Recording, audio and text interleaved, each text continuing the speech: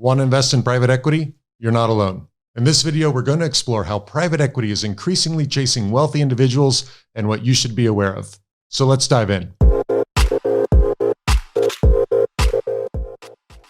There are approximately $285 trillion worth of assets under management on planet Earth. Surprisingly, half of it is held by individuals, but they only hold 16% of capital allocated to alternative strategies such as private equity. And that's changing according to Bain Capital's Global Private Equity Report.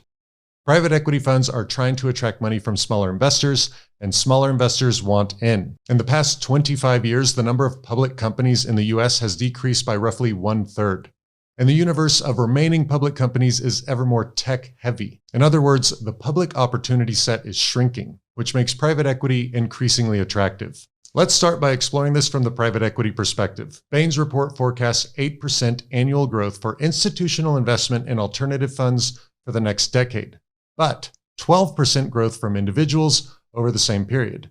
So individuals are a huge untapped resource. Now, if you go way back, management fees, which typically range from 1.5 to 2% of committed capital, were originally thought of as a keep the lights on fee. Fast forward to today, and they've become a meaningful source of revenue for private equity partnerships. So much so that it's become an investment opportunity in and of itself. What does that mean? Through an activity called GP stakes investing, an investor takes partial ownership of the private equity firm's business model, which includes the management fee. And this differs from a traditional private equity fund investment, in which gains come only from the performance of the firm's portfolio of companies. It's attractive because management fees are steadier than the lumpy gains a partnership realizes from acquiring and then eventually selling companies in its portfolio. If you look at the private equity fund structure, you'll see that fees are primarily earned through management fees and carried interest. And traditionally, the focus was always on the latter. Tweaking this business model shifts the focus from portfolio performance to fundraising, which is why the largest players are entering retail markets. Blackstone and KKR are both developing and launching alternative funds open to individual capital. Apollo, Constitution Capital, and Blue Owl are also implementing retail-oriented strategies. So what should you be aware of as an individual? Perhaps unsurprisingly, given the introduction, it's fees.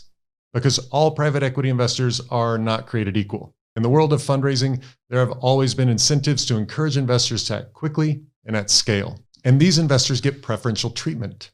So-called private equity side letters are used to offer special rights to certain investors and limited partners, even providing them with favorable fee exposure. In a recent conversation with a fund manager, I learned that they had started using crowdfunding platforms to raise capital from individuals on one fee structure, and then filling the gap with a large institutional investor on a more favorable fee structure. This means that individuals need to be aware of both tiered management fee structures and fees they have to pay for access. Moonfair, for example, is an online platform created to give individuals access to private equity.